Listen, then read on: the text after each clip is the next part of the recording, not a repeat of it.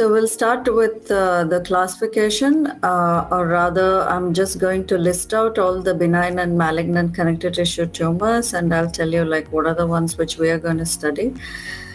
So we have fibroma, lipoma, osteoma, hemangioma, lymphangioma, schwannoma, and neurofibroma among the benign tumors, which we are going to study in this lecture, and then in the malignant ones, we'll see what we're going to study. And also to differentiate between the schwannoma and neurofibroma, which are like two benign nerve tumors, actually. So these are the benign as well as malignant mesenchymal non-odontogenic tumors. What do you understand by mesenchymal and what do you understand by non-odontogenic? It means that it is not derived from the tooth.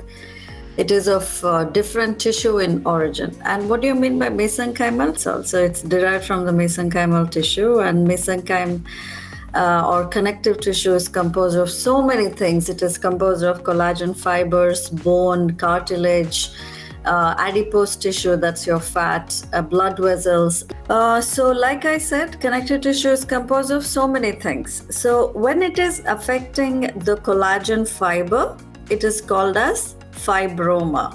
Okay, so OMA is a fixature which you attach to something when you're indicating a tumor. Okay, OMA indicates a tumor. That's why whatever we studied, ameloblastoma, fibroblastoma, ameloblastic fibroma, everything had OMA at the end of it. It indicates that it is a tumor. So fibroma means it's a benign tumor of collagen fibers. And if you're looking at the malignant component of the same, you attach sarcoma, okay, because it's a connective tissue tumor. Whereas when you're referring to a malignant epithelial tumor, you're calling it as a carcinoma. Okay, so there is a very striking difference between the two, carcinoma and sarcoma. Probably in the practical, I'll explain it to you so that you can understand better. So the epithelial malignant tumor is carcinoma. Mesenchymal malignant tumor is sarcoma. Okay, so fibroma is a benign tumor and fibrosarcoma is the malignant tumor of the fibers or the collagen fibers or even fibroblasts, you can say. So the benign tumor of the bone is osteoma and malignant tumor of the bone is osteosarcoma. So it's the benign tumor of the cartilage and malignant tumor of cartilage is chondrosarcoma. So the benign tumor of adipocyte is lipoma and malignant is liposarcoma.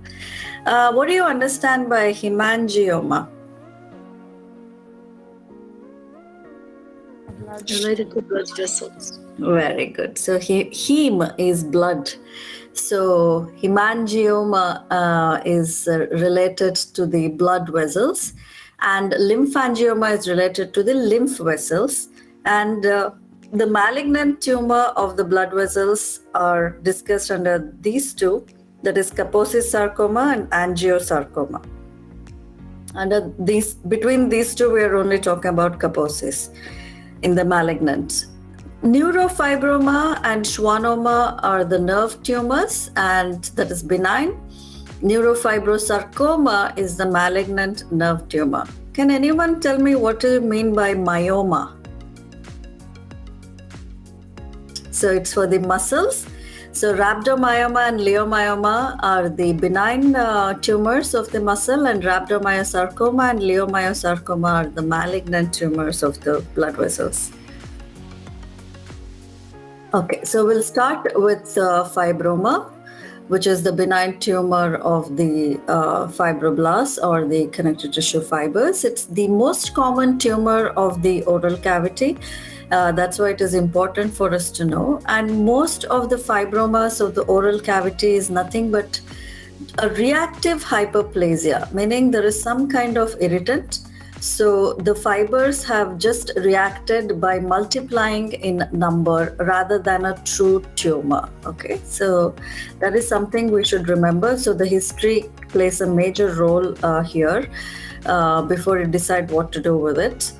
So it appears as a smooth surface nodule, and it is usually sessile. What is the difference between sessile and pedunculated? Pedunculated will have like a stalk in between the tissue and the tumor. This is directly attached, you can say. Okay, both are attached, of course. But pedunculated will have a stalk in between, so it is movable when you it kind of moves, whereas this will be fixed and it is attached directly to the underlying mucosa. The color, as you can see, is exactly same as the surrounding mucosa. So this is a tongue.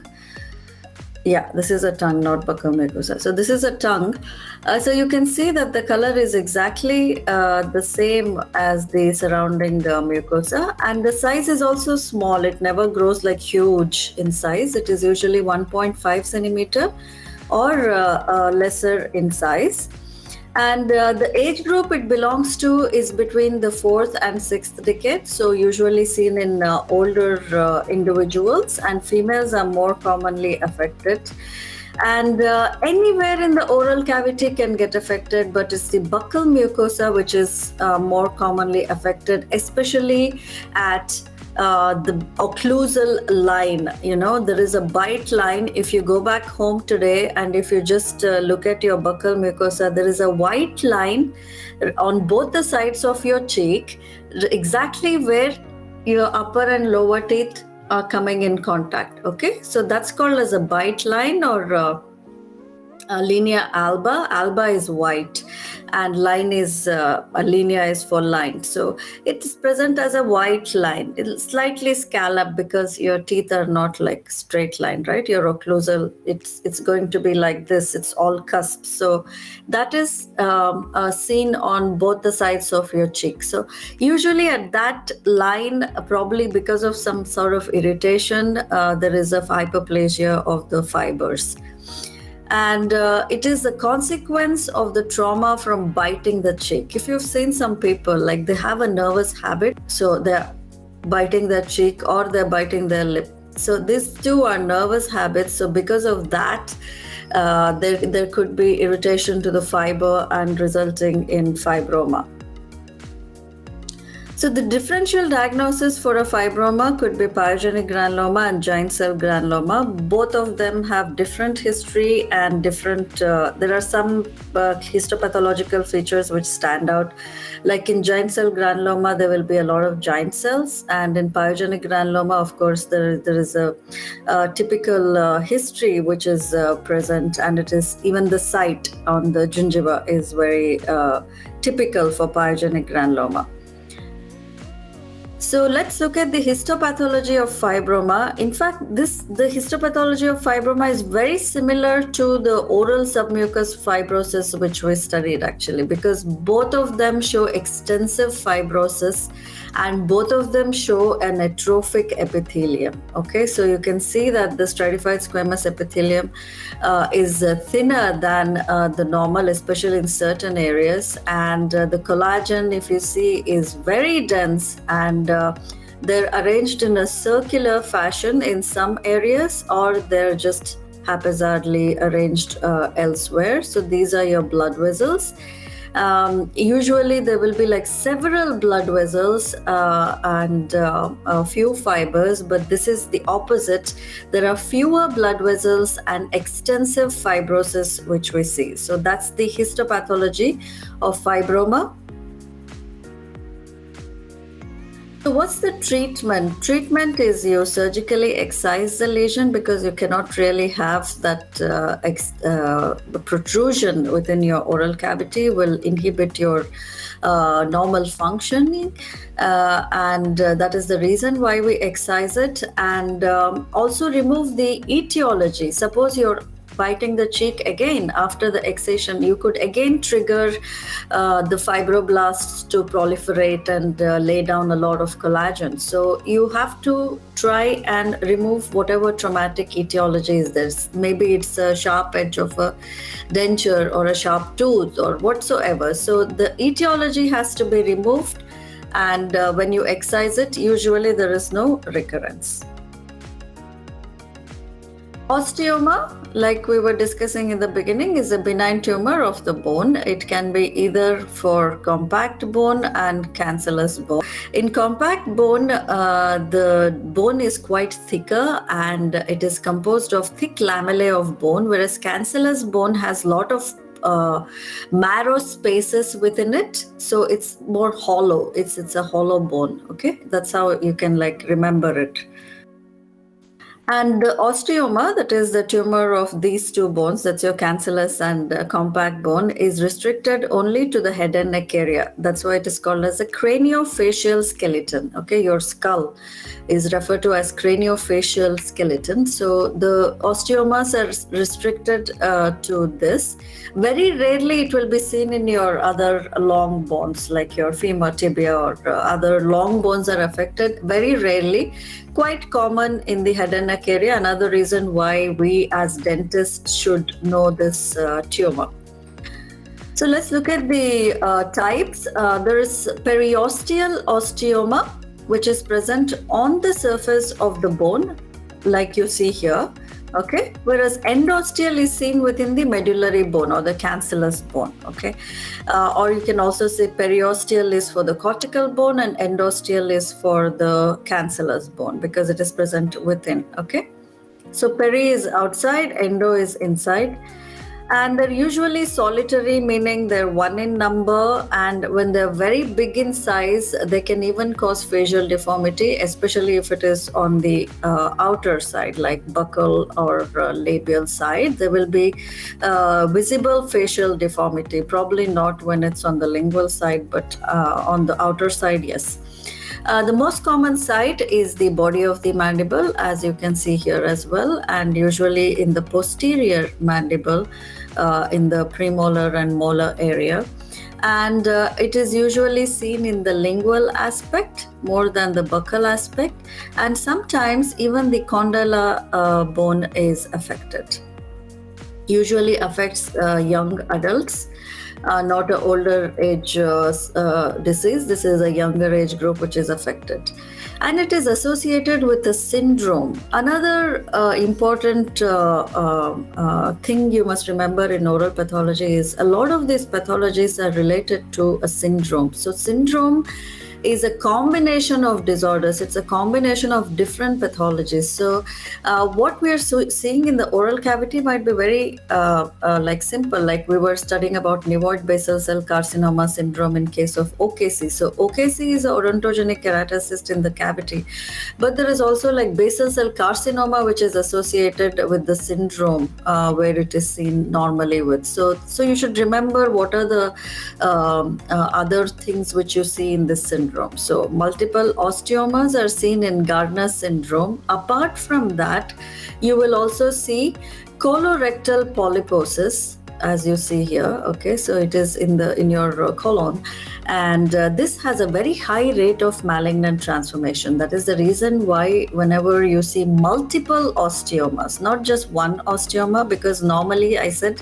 they're present in solitary, meaning single in number, but when they're present like so many, and especially in the skull and the sinuses apart from your mandible, which is a common site intraorally, that's when you should suspect that probably there is a Gardner's syndrome. And you will also see other dental anomalies associated with this bone tumor, like supernumerary teeth, impacted teeth, and even the odontomes, that is the odontogenic tumor, if you remember, which we had discussed under the odontogenic tumors.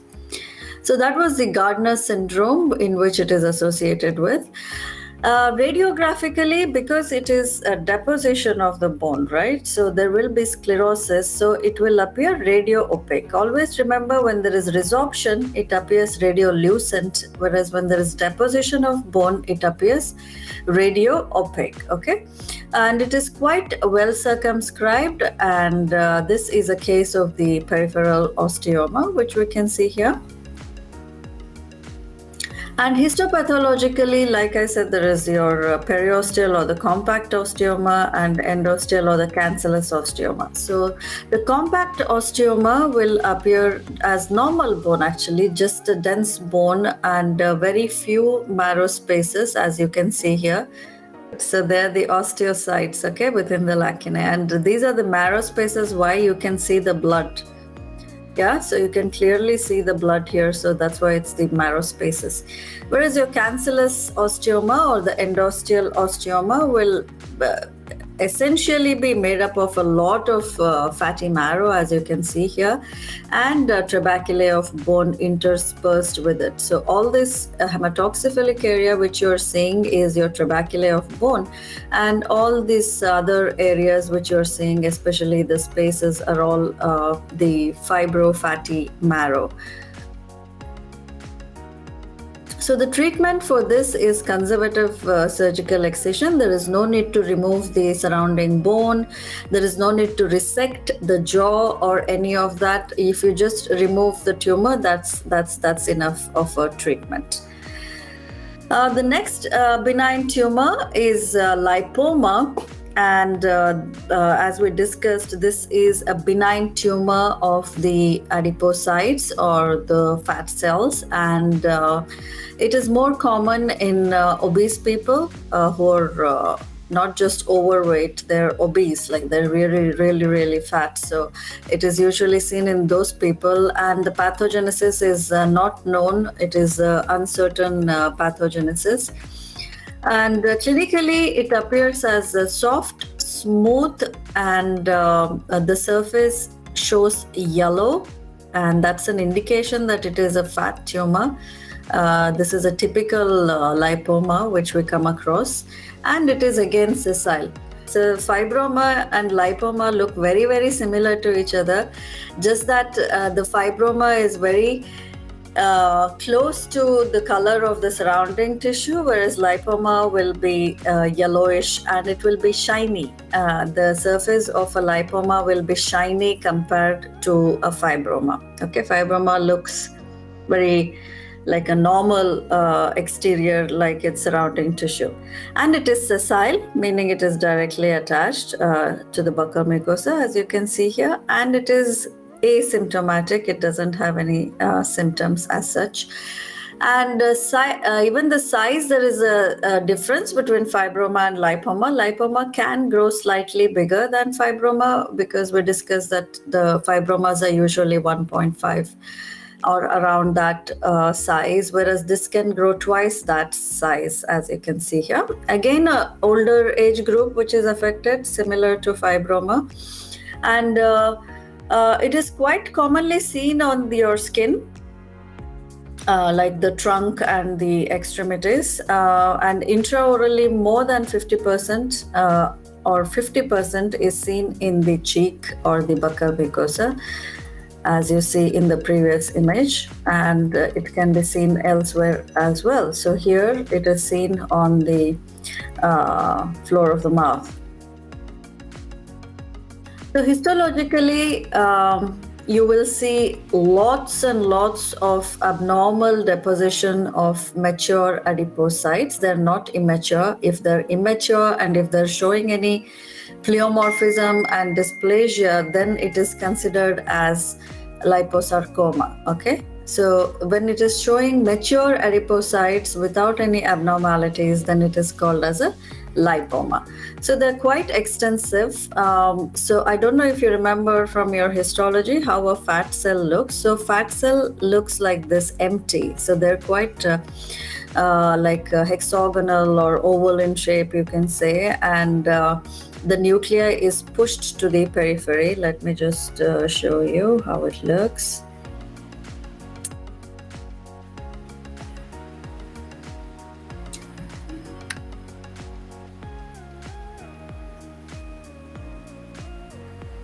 So it's like a honeycomb, you can say, and the nuclei will be pushed to the periphery like that.